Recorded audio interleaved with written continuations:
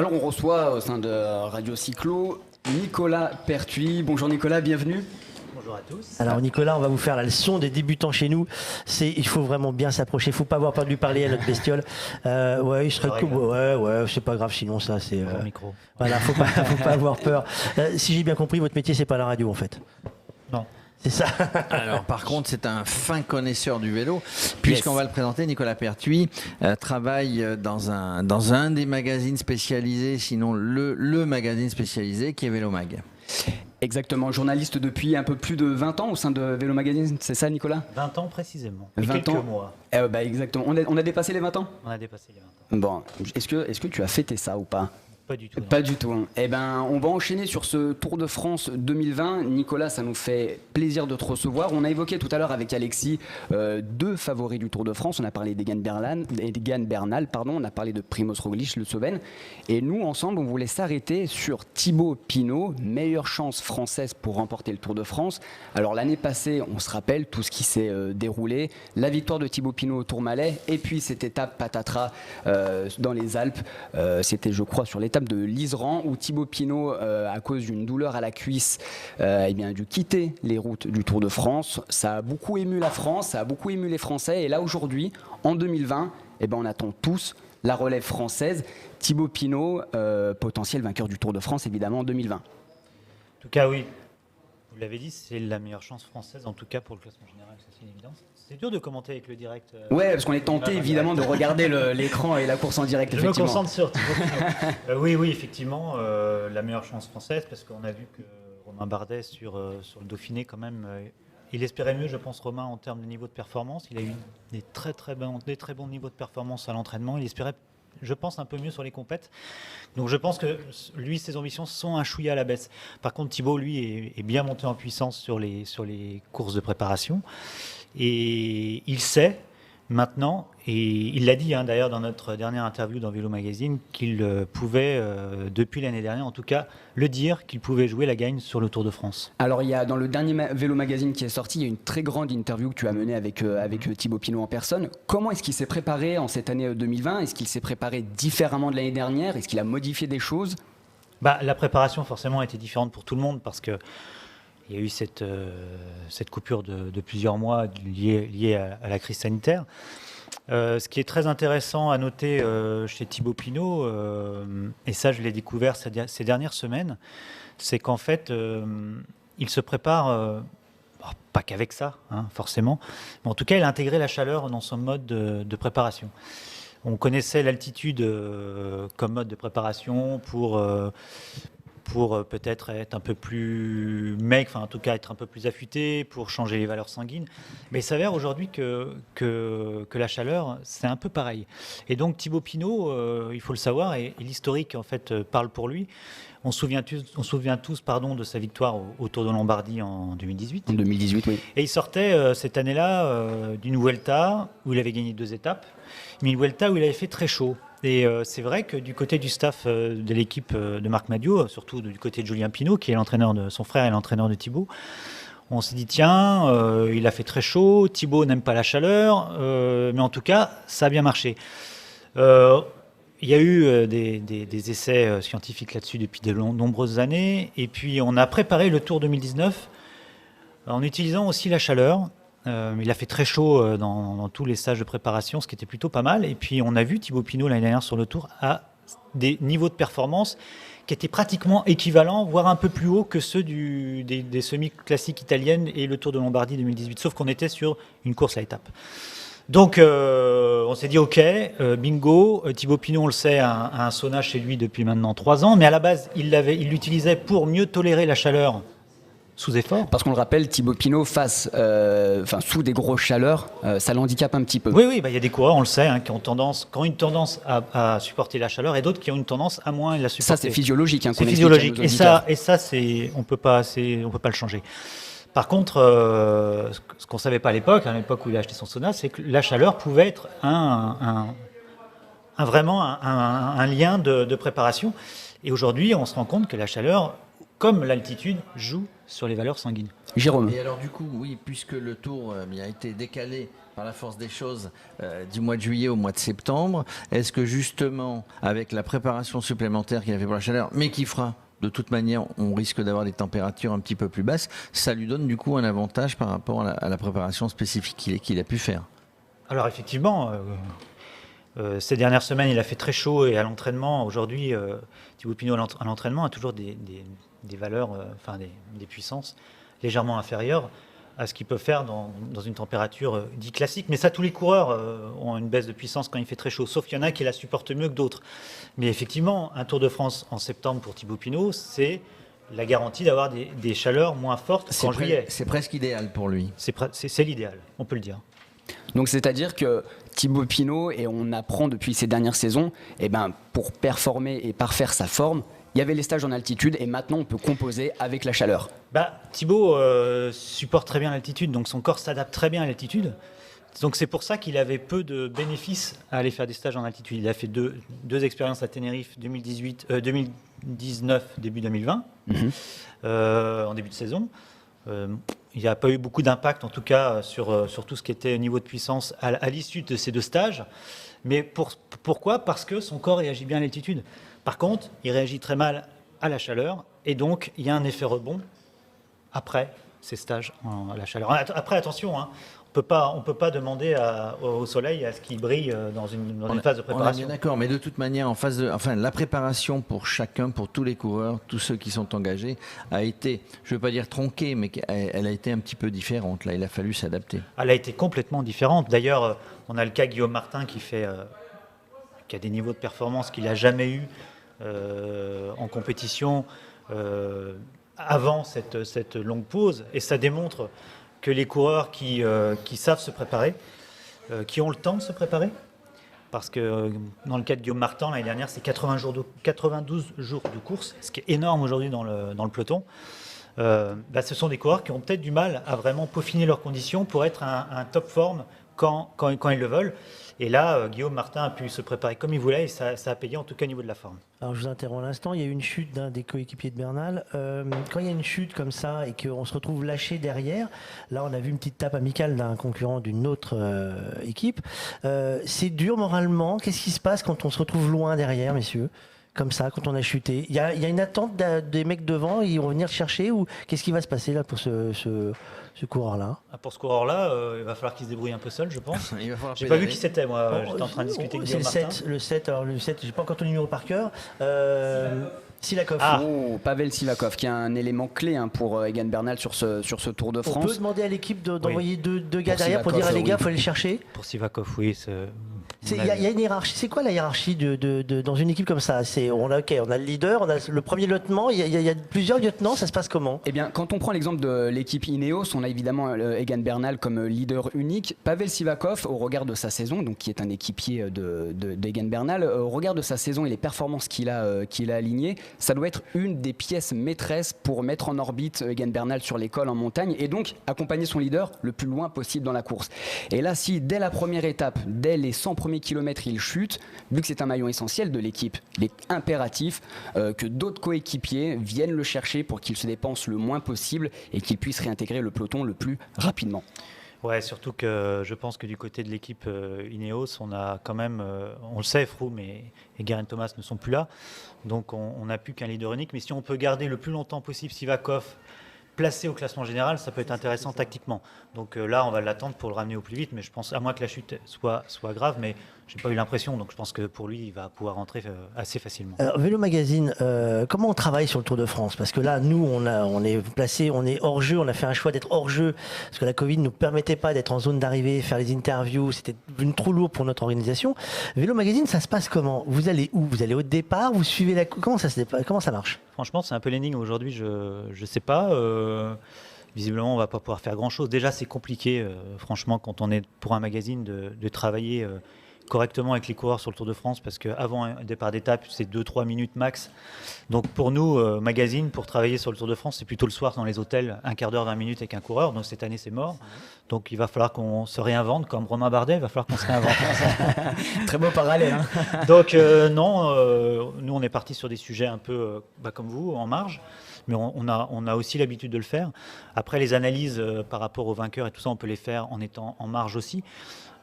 Non, je pense qu'on n'est pas les plus impactés. On est impactés, mais je pense que c'est plus impactant pour les quotidiens. Après, on va se servir énormément du téléphone, forcément. Mais il faut faire avec, et puis on est quand même content d'être là. Ouais. Hein, alors une journée type, quand on fait ce genre d'événement qu'est le Tour de France, c'est quoi ? c'est beaucoup de voitures, comme tout le monde. Un coucher tard, un réveil tôt. Ça dépend. Moi, je fais partie des gens qui écrivent la nuit pas mal. Donc j'essaye de dormir dans la voiture en fait. Voilà. Mais ça c'est. Et je rappelle que tu ne conduis pas. Hein. Oui, c'est Non, ça. je conduis pas. On est d'accord, Parce que ça pourrait être mal interprété. Moi, Si vous voyez sur les routes passer la voiture Vélo Magazine, il y a un conducteur dans la voiture. Voilà. Donc moi j'ai l'habitude de fonctionner comme ça parce que dans une journée c'est souvent compliqué de se poser pour écrire. Donc voilà, mais chacun fonctionne à sa manière. Moi c'est la mienne en tout cas. 15h42, il nous reste quelques minutes avec toi Nicolas. J'ai deux petites questions. On a parlé évidemment, on parle chaque année du Tour et l'occasion ou jamais pour Thibaut Pinot. 2020, ça déroge pas à la règle, on entend partout, c'est l'année ou jamais pour que Thibaut gagne le Tour de France enfin. Les chances, toi ton regard d'expert, ta vision là-dessus, les chances de Thibaut Pinot cette année de remporter le Tour de France le 20 septembre prochain à Paris. Son frère a une phrase qui m'a marqué quand j'ai préparé l'entretien, c'est rien ne s'est passé pour que ça ne se repasse pas de la même manière. Voilà. Donc par rapport au Tour de France 2019. Par rapport au Tour de France 2019, voilà, tout simplement, Thibaut est prêt, peut-être un chouïa mieux que l'année passée. Ce qui joue pour lui sur cette édition du Tour, c'est que je pense qu'il y en a qui ont fait quelques petites erreurs dans leur approche du Tour. Je pense à Bernal, qui a voulu enchaîner Occitanie, Tour de l'Ain, Dauphiné, qui a abandonné le dernier week-end du Dauphiné parce qu'il a vu que c'était trop. Il y a des coureurs qui ont chuté, Roglic, Quintana, qui ont aussi beaucoup enchaîné les courses. Thibaut, à la base, voulait faire, que je ne me trompe pas, il voulait faire Tour de l'Ain, Dauphiné. C'est son frère qui lui a dit non, on sait que le Dauphiné cette année, ça va être une tuerie. Ça a été une tuerie. Et le choix de faire Occitanie, Dauphiné dans la préparation, je pense que c'est optimum. Et puis, dernière chose, c'est qu'il y a ce Dauphiné était vraiment très dur, comme jamais une course à étape d'une semaine ne l'a été. C'est juste impensable ce qui s'est passé sur le Dauphiné cette année. Il y a des coureurs qui ont fait le choix de retourner en altitude. Et on le sait, le corps doit s'adapter. Est-ce que c'était le bon choix ? Je ne le pense pas cette année, parce que pour moi, c'était trop impactant au niveau du physique. Thibaut, lui, n'est pas retourné en altitude. Et je pense que c'est le petit truc qui pourrait jouer en dernière semaine. Tu parles souvent, Nicolas, de petits trucs.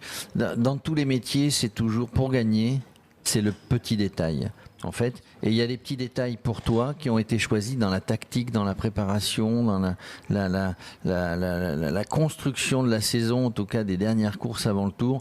Et c'est ces petits détails, c'est ce que tu appelles ces petits trucs, qui font peut-être que Thibaut Pinot est plus que jamais le favori. Favori, j'irai pas jusque-là. Le favori français. Oui. Clairement. Mais j'ai envie de dire le point faible de Thibaut Pinot, s'il y en a un, c'est même pas un point faible, on l'a vu, il y a deux équipes qui ont, surtout Jumbo-Visma, qui est quand même une équipe incroyable. De mémoire, je ne me rappelle pas l'équipe Sky avec une équipe aussi forte que Jumbo-Visma cette année.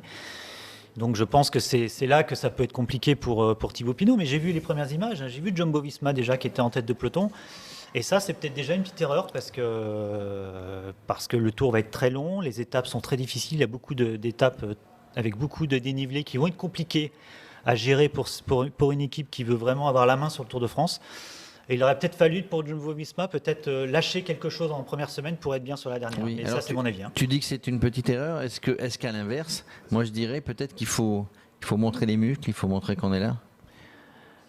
Le Tour de France, cette année, comme beaucoup d'années, mais encore plus cette année, ça sera une course à élimination. Chaque jour, il se passera quelque chose avec un leader. Une course à élimination, c'est-à-dire qu'on va perdre et pas gagner. Il y a deux moments clés dans ce Tour de France, c'est le col de la Lose et le dernier chrono à la planche des belles filles. Donc dans la C'est dernière semaine, dans les 3 les derniers leaders jours. vont vouloir gagner du temps sur ces 2 étapes-là. Ils en perdront sur toutes les autres s'ils doivent en perdre. D'accord. Donc pour toi, le Tour, il faut pas trop perdre de temps sur les autres pendant les 3 quarts du Tour. Il ne faut pas en perdre du tout. Et il faut pas en perdre du tout. Et c'est vraiment le col de la Losse, ça doit être le 4e jour avant l'arrivée, et le contre-la-montre qui arrive à la planche des belles filles, c'est l'avant-dernière étape. Donc toi, ça va se jouer là. On retient parce qu'on fait un concours de pronostics. On retient ce que nous dit Nicolas de Vélo Magazine, hein, mais voilà, chacun a son avis. On va observer, mais voilà, on retient. Moi, j'ai mon avis, moi j'ai mon vainqueur, hein, je vous le dis tout de suite. C'est qui? Dumoulin. Tom Moi, Dumoulin qui fait partie de l'équipe Jumbo-Visma. Pour moi, c'est Tom Dumoulin cette année. Une revanche sur ce qui s'est passé il y a quelques années. Bon, je pense que je ne serai pas le seul à le dire. On pourra faire le pronostic de l'équipe, je ne serai pas le seul à le dire. Mais moi, j'ai vécu plusieurs Tours de France avec une radio à 3 lettres, noire et rouge et blanche, pendant plusieurs années. Dans tous les paris que j'ai faits, j'ai perdu que celui-là cette année-là parce qu'il y avait un petit truc. Donc voilà, ça arrive. Hein, ça arrive. On vous souhaite qu'est-ce qu'on vous souhaite alors, avec le magazine en fait? Il faut souhaiter un bon tirage, un bon tour. C'est quoi qu'on vous souhaite par rapport à un événement comme ça? C'est un bel événement à suivre ou après que les gens viennent le lire? C'est quoi Pour nous, ce qu'on peut souhaiter pour nous, c'est une victoire de Thibaut Pinot, hein, tout simplement. Parce que forcément, en français, après tour, vainqueur. Monsieur Brice, le dernier Français ayant gagné.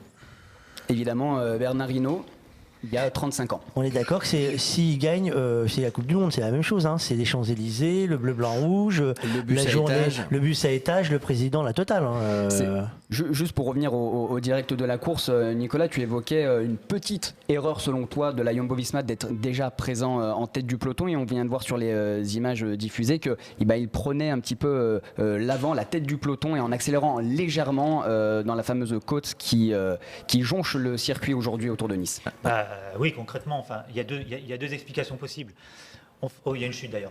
On fatigue un maximum les sprinteurs qui grimpent moins bien, parce qu'on sait que Van Aert va très vite et grimpe bien. Et puis il y a une deuxième chose, c'est on place son leader. On sait que cette étape est compliquée, il pleut.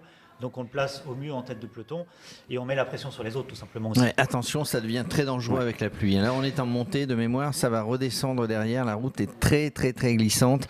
Les virages, deux coureurs qui sont tombés. Le peloton qui arrive derrière, c'était autres, en tête de peloton. Hein. Donc attention. On disait tout à l'heure, attention, peut-être que cette étape va nous réserver des surprises dues aux conditions atmosphériques. C'est un circuit urbain, donc effectivement beaucoup de lignes blanches, vu qu'il pleut, et dérapage assuré. Je le répète, c'est une course à élimination. Et aujourd'hui, ça peut être un éliminé ou 2 éliminés. Nicolas, j'avais une question pour toi. Alors, on va être un petit peu dans le puriste cycliste. J'avais une question par rapport à Geraint Thomas, qu'on a cité. Geraint Thomas n'accompagnera pas Egan Bernal sur les routes du Tour de France. Est-ce qu'on peut supposer que la crise liée à la Covid, l'interruption pendant plusieurs mois des courses de vélo, est-ce que Geraint Thomas, c'est le coureur typiquement qui a mal géré cette situation et qui arrive au mois d'août, à un mois du départ du Tour de France, dans une forme un petit peu branlante, on va dire, et avec quelques kilos en plus, il l'a affirmé lui-même. Moi, je pense qu'il faut aller au-delà de ça par rapport à Geraint Thomas. Je pense que depuis qu'il a gagné son Tour de France, il a switché psychologiquement comme l'avait fait Bradley Wiggins. Parce que depuis sa victoire au Tour de France, on n'a jamais revu Geraint Thomas, ou alors je me trompe, ou alors j'ai oublié, mais on n'a jamais revu Geraint Thomas dans sa forme et capable de gagner des grandes courses. Faut pas l'oublier, Geraint Thomas comme Bradley Wiggins étaient des coureurs qui n'étaient pas faits pour les grands tours. Donc ça demande une énergie psychologique sur plusieurs années pour arriver à sa fin, c'est-à-dire se muer en coureur de grands tours.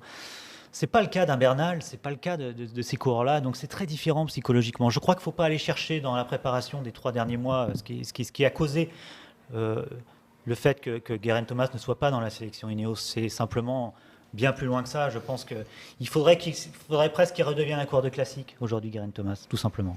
Dernière question, et on sait que c'est un coureur que tu apprécies beaucoup. Enfin, arrêtez la dernière question, parce que c'est la dernière question. Jusqu'à 18h, on va faire la dernière question. Moi, je veux bien rester, il n'y a pas de problème. 15h50, on va s'engager à la faire en 1 minute grand max. Romain Bardet, on sait que c'est un coureur que tu apprécies beaucoup par rapport à sa détermination et par rapport à son travail, tous les sacrifices qu'il met en œuvre pour performer. Qu'attendre de Romain Bardet cette année sur le Tour de France ? En une minute, ça va pas être simple. Il y avait deux solutions, il y avait deux options. Il y avait le champion du monde à la base qui était à la suite du Tour de France. Et moi, j'étais persuadé que Romain Bardet voulait jouer le titre. D'ailleurs, dans un premier temps, il ne devait pas participer au Tour de France pour se préparer pour les Jeux Olympiques. Il se trouve que Romain Bardet, il est au milieu de sa carrière, je ne sais pas, mais il a un choix à faire concret. C'est celui de se demander, est-ce que je continue à rester un coureur de grand tour ou est-ce que je peux devenir un coureur de course d'un jour? On le sait, il était vice-champion du monde, il a déjà fait podium sur Liège-Bastogne-Liège, il peut gagner une grande course. Je pense qu'il s'est énormément posé la question. Il se trouve que Romain Bardet, après, il a fait une grosse coupure à l'automne et puis il y a eu ce confinement. Il se trouve qu'il a refait de réelles performances à l'entraînement, des niveaux de performance qui l'ont, je pense, persuadé de continuer dans la lignée de ce qu'il sait faire, c'est-à-dire un coureur de grand tour, parce qu'on le sait, sa qualité première, c'est d'être endurant. Endurant après 5 heures, 6 heures de course. Donc, et son choix pour aller chez Sunweb, je pense, c'est celui-là. On sait qu'Alderman change d'équipe, donc il a la voie libre par rapport au grand tour. Donc, la question aujourd'hui, effectivement, c'est de savoir parce que la question, c'était de savoir ce que Romain peut faire sur ce Tour de France-là. Hein, c'est ça la vraie question, mais je pense que tout est lié. Et ces dernières compétitions, j'en parlais tout à l'heure par rapport au Dauphiné, je pense qu'il a été déçu de ses niveaux de performance par rapport aux autres. Donc je pense qu'on risque de retrouver un Romain Bardet attaquant très vite sur le Tour de France pour aller chercher une étape, pour éventuellement porter un maillot jaune, plus qu'un Romain Bardet qui va jouer un général sur les 3